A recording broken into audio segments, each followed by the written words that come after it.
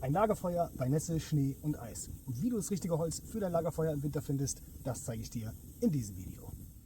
Ich schnapp mir also meine Säge und mache mich auf die Suche nach einem ordentlichen Baum, den ich verheizen kann. Am besten eignen sich hierfür noch stehende tote Bäume. Jetzt bringe ich den toten Baum zu Fall und schaue mir erstmal an, wie das Ganze von innen aussieht.